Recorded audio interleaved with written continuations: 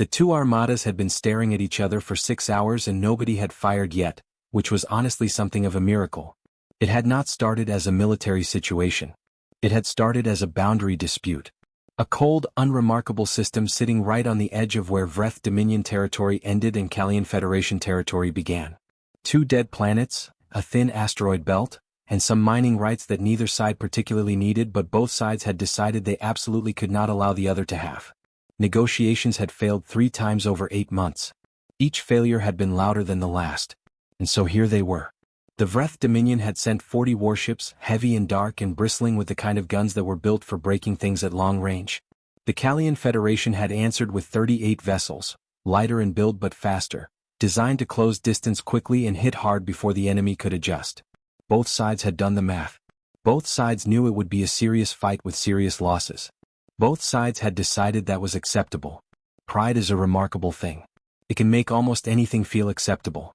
For 6 hours the two fleets had sat in formation facing each other across the disputed system with weapons hot and targeting systems locked and crew members at their stations doing the particular kind of waiting that happens right before something terrible starts. The kind of waiting where everyone is ready and nobody wants to be the one who blinks first but everyone also knows that somebody is going to move soon because you cannot hold this kind of tension forever. On the Vreth flagship Admiral Gorvok stood at the front of his bridge with his hands clasped behind his back and watched the Callian formation on his screen. He had been in engagements before. He knew what the opening minutes of a fleet battle looked like, the sudden chaos of it, the way everything became noise and light and desperate decision-making. He was not looking forward to it exactly. But he was prepared for it. He had made his peace with what was coming. He was checking the time, calculating how many more minutes he would wait before giving the order, when every sensor console on his bridge went off simultaneously. Not a gradual alert. Not a single warning tone building into something louder. Every sensor on every station screamed at exactly the same moment, a wall of alarm sound that hit the bridge like a physical thing and made 3 junior officers jump out of their seats. Gorvok spun around. What is that? His senior analyst, a careful methodical officer who did not rattle easily, was already bent over his console with both hands moving across the controls. His eyes were moving fast across the readings in a way that told Gorvok he was not finding easy answers. Something just entered the system, sir, the analyst said. Outer edge. It came in fast. One of ours. Gorvok asked. A late reinforcement perhaps. A ship that had been delayed and finally caught up with the fleet. No, sir. The analyst kept reading. A pause that lasted just a beat too long. Not theirs either. Gorvok crossed the bridge in 4 steps and looked over his analyst's shoulder at the screen. The energy signature on the display was unlike anything he had seen before and Gorvok had been in the Vreth fleet for 29 years. He had encountered a dozen different spacefaring species. He had seen the drive signatures of Callian ships and Moro Coalition vessels and the old heavy freighters from the outer territories. He knew what engines looked like on a sensor screen. He knew the difference between military drives and civilian ones, between old technology and new. This matched nothing. It was not just unfamiliar. It was clean in a way that felt almost wrong, like a sound that is too pure to be natural. No scatter. No interference. No wasted energy bleeding off the edges the way even the best drives produced. Whatever was generating this signature was doing so with a kind of precision and control that suggested whoever built it had spent a very long time making sure nothing was wasted. And the size of it. Gorvok stared at the scale reading and said nothing for a moment. Is this accurate? He asked quietly. Running verification now, sir. The analyst was quiet for several seconds. Yes, sir. Confirmed on all instruments. Across the disputed system, in the Callian Federation flagship, Commander Yella was looking at the exact same readings with the exact same expression. Her own analysts were running the same verification checks and coming back with the same confirmed results. She had called her senior staff to the main console and they were all standing around it in silence, looking at the data, not saying much because the data did not leave a lot of room for casual commentary. Neither fleet fired. The targeting locks that had been held steady for 6 hours did not waver exactly, but the attention behind them shifted. Weapons officers who had been watching the enemy formation with focused intensity were now glancing toward their sensor screens. Captains who had been mentally rehearsing their opening maneuvers were now asking their analysts quiet, urgent questions. The standoff did not end. But it paused, the way a conversation pauses when someone walks into the room and everyone turns to look. On both sides, in 2 different languages, officers were asking their commanders the same question. What is it? And on both sides, in 2 different languages, the commanders were giving the same honest answer. We don't know. The signature on the sensors kept growing stronger as the distance closed. Steady and clean and enormous and completely unbothered by the fact that it had just interrupted two armadas on the edge of war. Something was coming through the dark. And it was not in a hurry. It came out of the dark slowly. Not because it had to. That much was already clear from the sensor readings. Something generating that kind of energy output could have crossed the system in a fraction of the time it was taking. Speed was not the limitation here. Whatever was moving through that darkness toward them was choosing its pace the way a person chooses how fast to walk into a room. Deliberately. With full awareness of the effect it was having on everyone watching. It had nowhere it was afraid to be. The first visual contact came before the official sensors had fully resolved the image. Weapons Officer Dowlin on the Vreth flagship had been running his long-range optical systems at maximum sensitivity since the moment the alarms went off, pushing the equipment harder than regulations technically recommended because he was the kind of officer who needed to see things with his own eyes before he fully believed them. The image came through in pieces at first. A dark shape against the darker background of space. Then more detail as the distance closed. Then more. Then enough. Dowlin stood at his console and looked at what his screen was showing him and stayed very still for a long moment. Not frozen. Not panicking. Just standing there with his hands resting lightly on the console edge, taking in what he was seeing and letting his brain work through it at whatever pace it needed. Then he turned toward the Admiral. "Admiral," he said, and his voice was carefully level in the way that voices get when a person is making a conscious decision about their tone. "You need to see this." Gorvok had been in the middle of a quiet conversation with his first officer about contingency formations. He stopped mid-sentence and walked over to Dowlin's station. He positioned himself in front of the screen and looked at it. He did not speak for a full 30 seconds. In 30 years of service Gorvok had seen a lot of ships. Vreth ships, Kalian ships, ships from a dozen other civilizations at various stages of development. He had seen primitive vessels barely capable of leaving their own atmosphere, and he had seen the finest military hardware his own civilization could produce. He had a working mental catalog of what ships looked like, what they communicated about the people who built them, what you could learn about a civilization just from studying the design choices of their spacecraft. Advanced civilizations built elegant ships. That was the pattern. As a species developed its technology and refined its engineering, its ships became cleaner, smoother, more precise. The Vreth ships were considered beautiful by most standards. Long curved hulls, efficient lines, weapons integrated so neatly into the design that you almost had to know where to look to find them. The Kalian ships were similar in philosophy, lighter and faster, but still built with that same underlying idea that a great ship should look like a great ship. What was on Dowlin's screen did not look like a great ship by any definition Gorvok had ever used. It was dark gray. Not the polished dark gray of a well-maintained military vessel, but the deeper, duller gray of something that had been built to absorb light rather than reflect it. Its shape was not curved anywhere. Every surface was flat or angled, the geometry of something designed by someone who had looked at curves and decided they were a luxury that served no practical purpose. It was massive in a way that was difficult to process from a single screen image. The mind kept trying to place it in a familiar context and kept failing because there was no familiar context. It was not the size of a large ship. It was not even the size of a very large ship. It occupied space the way a geographic feature occupies space, the way a cliff face or a plateau occupies space, with the permanence of something that was there before you arrived and will be there long after you leave. The armor was the next thing Gorvok noticed. Most armored ships had plating that you could identify as plating. Panels. Seams. Layers that were clearly added to an underlying structure. The ship on the screen did not look like that. Its armor looked less like something added to the hull and more like the hull itself had simply decided to become extremely dense. Layer upon layer built up over every surface until the whole thing looked less like a constructed vessel and more like something that had grown that way. Thick in a way that suggested whoever designed it had asked themselves how much punishment this ship could possibly need to absorb and then doubled the answer. And then the weapons.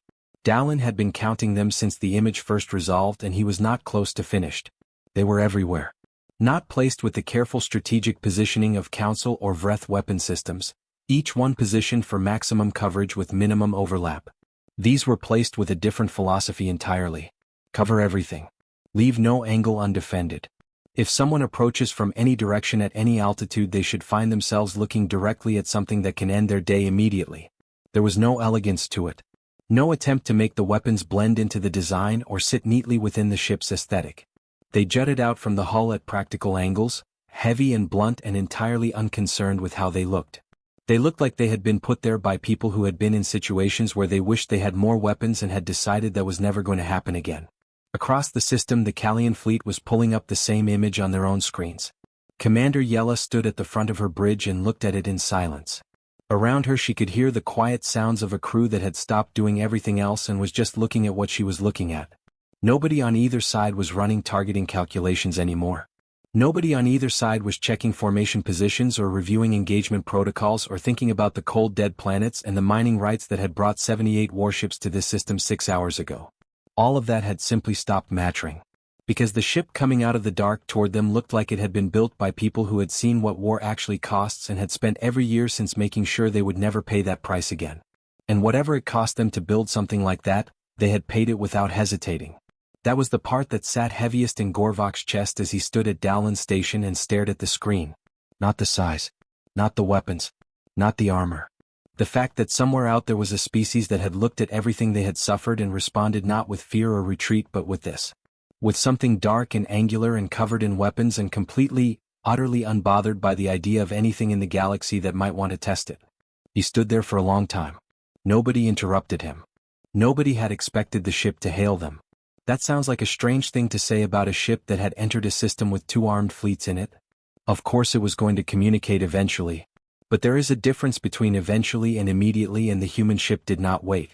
It did not slow down and observe from a distance. It did not run its own scans quietly and then sit back and see what developed. It came into the system, took one look at the situation and opened a channel. To both fleets. At the same time. 1 transmission. 2 recipients. Delivered with the casual efficiency of someone sending a single message to settle an argument at a dinner table instead of writing 2 separate letters and waiting for 2 separate replies. It was such a small detail and it landed with such disproportionate weight. Because it said something without saying anything. It said, "We see both of you as one problem and we are solving it once." On the Vreth flagship, every screen that was capable of displaying a transmission flickered and showed the same face. The man on screen was human, though neither fleet had that word yet or any real framework for what they were looking at. He appeared to be in early middle age, the kind of age where the face has settled into whatever it is going to be for the rest of its life. Gray had come in at his temples and he had not done anything about it. His eyes were a steady, unremarkable color, and they carried the particular quality of eyes that have seen complicated situations before and come through them without losing their steadiness. He was not a large man. Not physically imposing in any obvious way. He sat straight in what appeared to be a command chair but without the rigid performative posture that military officers sometimes use when they know they are on screen. He sat the way a person sits when they are comfortable in their chair and comfortable in their role and have been both for long enough that it stopped requiring any conscious effort. He wore a dark uniform. Simple. Functional. 1 patch on the left shoulder showing a blue planet with a single moon, rendered in clean simple detail without decoration or embellishment around it. Just the planet. Just the moon. Like the person who designed it had been asked what they wanted on the patch and had said just put the planet and left the room.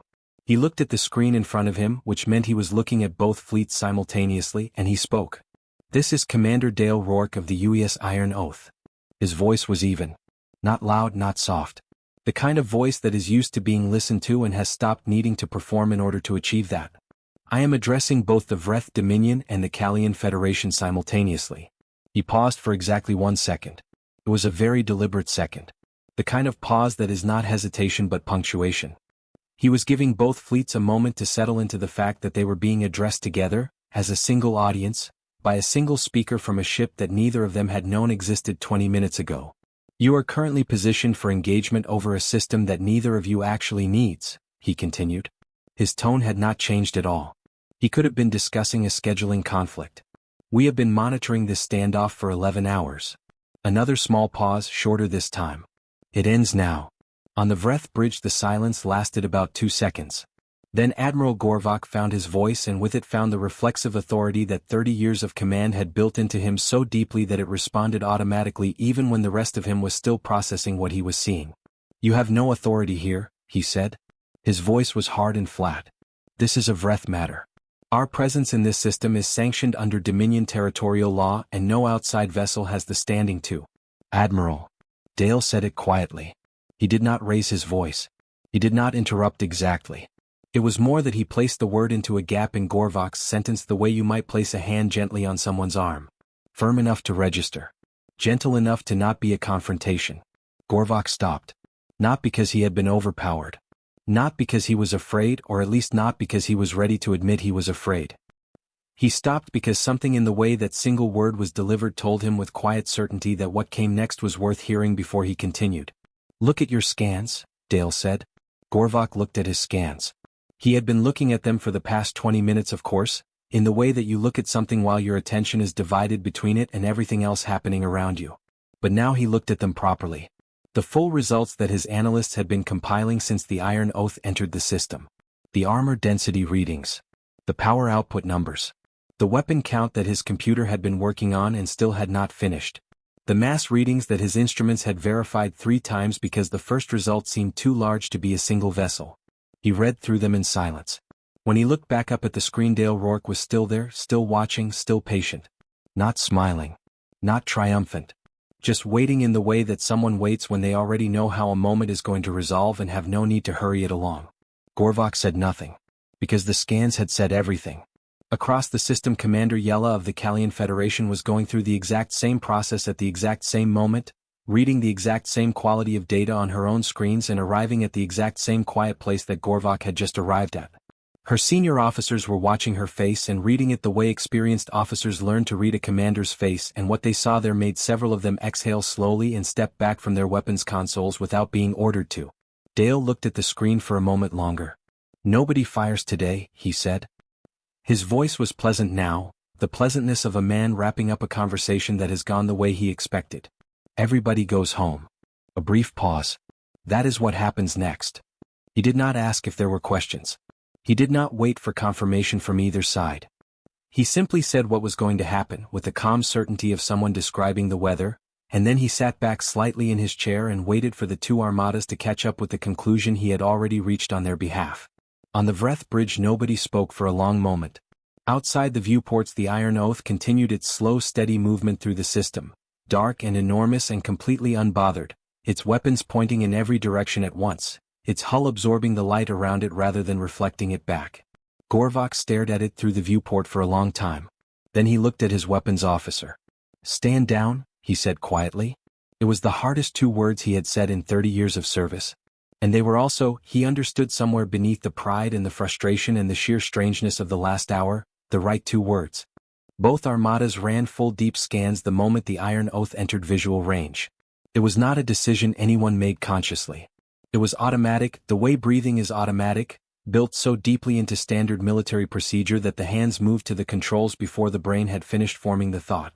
You encounter an unknown vessel, you scan it. You let the instruments tell you what your eyes cannot. You build a complete picture before you commit to any course of action. Every officer in both fleets had learned this on their first day of serious military training and had never had a reason to question it. The scans ran. The data came back. And then something unusual happened across 78 warships simultaneously. Analysts who were trained to receive data and process it quickly and move on to the next task instead stopped. They read the results. Then they read them again. Then they did something that military analysts almost never do in the middle of an active situation because there is never time for it. They sat with the numbers for a moment and tried to understand what they were actually looking at. On the Callian Federation flagship, analyst Petra Voss had been doing her job for 14 years. She was not someone who got rattled easily. She had processed scan data during live engagements, in the middle of weapons fire, with alarms going off around her and commanders asking her questions faster than she could answer them. She was calm under pressure in a way that was less a personality trait and more a professional skill she had spent years developing. She pulled up the full scan results on the Iron Oath, settled into her chair and started reading from the top. The first number she looked at was the armor density rating. She read it once and assumed there was a calibration error somewhere in the sensor array. Equipment malfunctions happened. Instruments drifted out of alignment. It was routine. She flagged it mentally and moved on, intending to circle back and run a diagnostic later. Then she reached the power readings and stopped. The power readings were not the kind of number you got from a calibration error. A calibration error gave you a number that was slightly off, a reading that was higher or lower than expected by a margin that could be explained by equipment drift or interference. The power readings on her screen were not slightly off. They were in a completely different category from anything in her reference database, the kind of number that does not come from a malfunctioning instrument but from a source that is genuinely generating that much energy and not particularly concerned about who knows it. She went back to the armor density rating. She ran the scan again with the secondary sensor array, the backup system that operated completely independently from the primary. Different hardware. Different calibration. Different everything. Same result. She ran it a third time using a manual configuration she set up herself from scratch, bypassing the automated scan protocols entirely and building the measurement parameters by hand to eliminate any possibility of a systematic error carrying across multiple attempts. Same result. The armor on the Iron Oath was denser than anything in the Callian military database. Not denser than other ships. Denser than everything. Denser than the deep core stations the Federation had built at their most strategically critical locations, the ones constructed with the heaviest materials available specifically because they were never meant to move and could afford to be built like mountains. Denser than the reinforced bunkers they installed on contested moons where they expected sustained bombardment. Denser than the emergency shelters built to survive direct hits from the largest weapons in the Callian arsenal. The armor on this ship was denser than all of it. Petra stared at the confirmed reading for long enough that her junior officer, a young man named Toph who had been watching her with growing concern for the past several minutes, leaned carefully across from his station. "Are you all right?" he asked quietly. Petra did not answer immediately. She was looking at the weapon count results that had just finished compiling. Her computer had taken 4 full minutes to complete the calculation, which was itself a remarkable thing because the scan computers on Callian warships were built for speed, and 4 minutes on a single calculation meant the number of individual items being counted was very large. The final number sat on her screen. She looked at it. She looked at it for a while. "I'm fine," she said finally, in the tone of someone who has decided to describe their situation inaccurately for professional reasons. On the Vreth flagship the scan data was coming in through a different set of instruments and being read by a different set of analysts but arriving at the same general destination of quiet disbelief by a slightly different route. Weapons Officer Dowlin had started with the weapon systems analysis because that was his area and that was where his attention naturally went first. He had expected to find something significant. The visual alone had told him the weapon count was going to be high. He had prepared himself for a large number. He had not prepared himself adequately. He moved past the weapons data after a while because there is only so long you can look at a number that large before it stops being information and starts being something your brain simply refuses to fully absorb. He scrolled through the rest of the scan results looking for something that would give him a sense of proportion, some data point that would help him place the Iron Oath in a context he could work with. He found the crew count near the bottom of the results. He frowned at it. Frowned at it the way you frown at something that has been written down incorrectly, with the specific expression of a person who is about to correct a clerical error. He cross-referenced it against the life sign readings from the biological scanners, which operated on entirely different principles from the structural sensors and could not share a calibration error with them. The number was the same. He looked at it for another moment.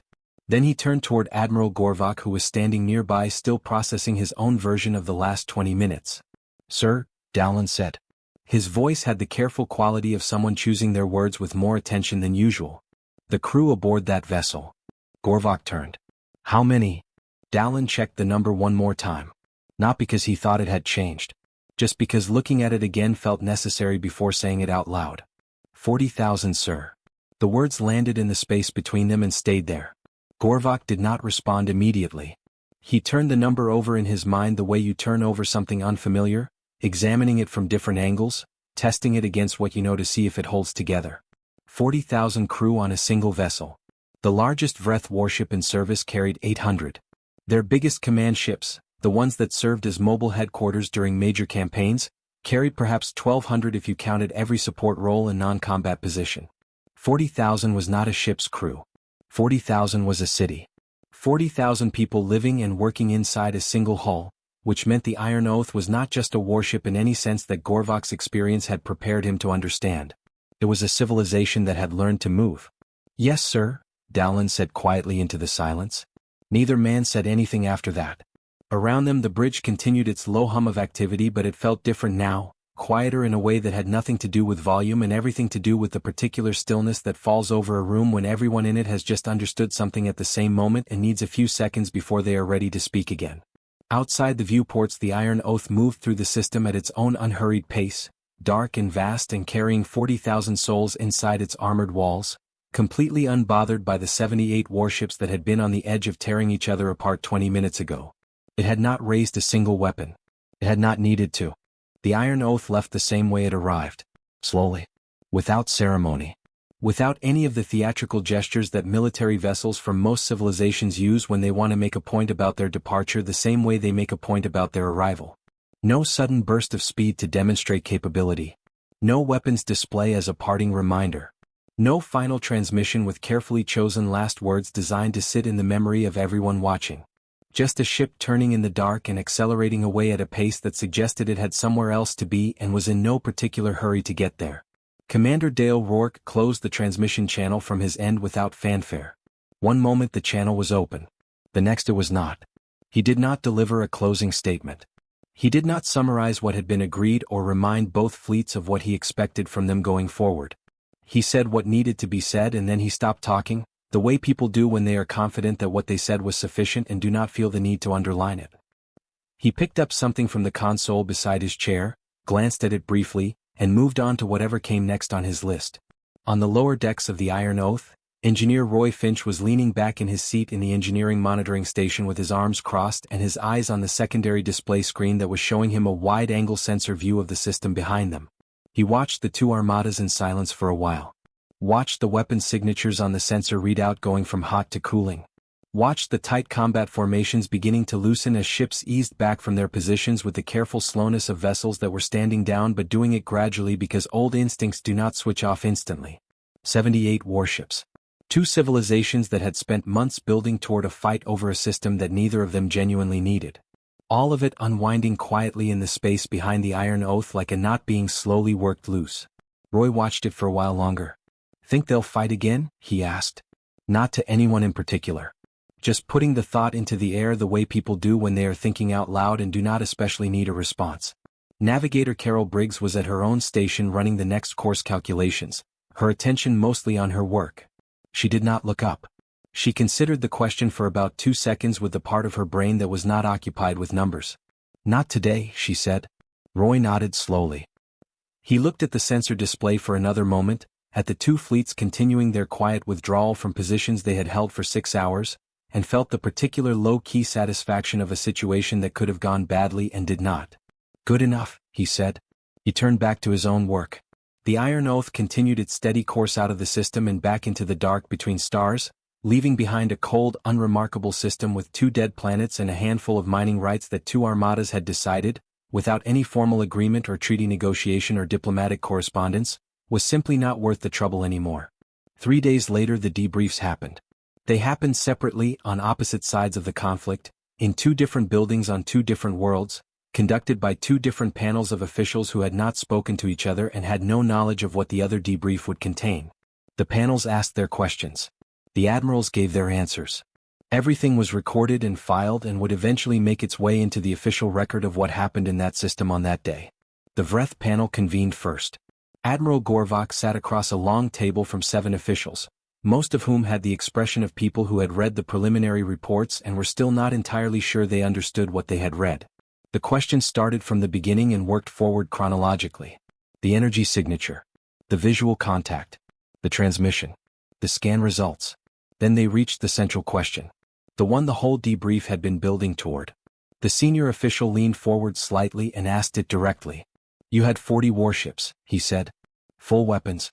Experienced crews. You were moments from engagement. You had every strategic and legal justification for your presence in that system." Pause. "What made you stand down?" Gorvok sat with the question for a moment. He had been thinking about how to answer it since the moment the Iron Oath disappeared from their sensors 3 days ago. He had turned it over during the journey home and in the quiet of his quarters at night and in the odd disconnected moments between other thoughts. He had considered several answers. Detailed answers with references to the scan data and the weapon count and the armor density ratings and the power output numbers that his analysts were still arguing about in technical terms. In the end he decided on the honest one. "Run the scans yourself," he said quietly. "Then ask me again." The panel was silent for a moment. Nobody asked him again. The Callian debrief happened the following day. Commander Yella sat across from her own panel in her own building and answered her own version of the same questions. The process was similar. The chronology was the same. The central question, when it came, was worded almost identically. "What made you stand down?" Yella folded her hands on the table in front of her. She looked at the panel with the steady eyes of someone who has made peace with what they are about to say, even if it is not the most comfortable thing to say in a formal military debrief. The crew count, she said. 40,000 people aboard a single warship. She let that number sit in the room for a moment. I have been in this role for a long time. I have assessed a great many threats. And I have learned that the most reliable way to understand what a civilization is genuinely capable of is not to look at their weapons. Weapons can be exaggerated. Weapons can be for show. She paused. You cannot fake 40,000 crew members. You cannot fake the infrastructure required to support 40,000 people inside a single hull. The food systems. The medical facilities. The training programs. The command structure required to coordinate that many people in a military context. She shook her head slightly. That kind of capability is not built quickly. It is not built cheaply. It is built by a species that has been doing this for a very long time and has had very serious reasons to keep doing it. She looked at the panel steadily. That ship was not built to impress anyone, she said. It was not built for ceremonies or demonstrations or political signaling. It was built by people who have been in genuine danger before. Real danger. The kind that leaves marks. A quiet breath. I had no interest in finding out what those marks looked like up close. I had no interest in becoming the next reason they built something even larger. The panel was quiet. So you stood down, the senior official said. I stood down, Yella confirmed. And I would do it again. Both debriefs ended shortly after that exchange. Both admirals went home. In the weeks that followed, the disputed system was quietly removed from the active territorial negotiation list by both sides. No announcement was made. No formal agreement was signed. It simply stopped being discussed, the way things stop being discussed when everyone involved has independently reached the same conclusion and sees no reason to belabor it. Neither Armada ever returned to that system again. Somewhere out beyond the edges of mapped space, the Iron Oath continued on its course, dark and unhurried and enormous, carrying 40,000 people through the dark between stars. Not looking for trouble. Never needing to.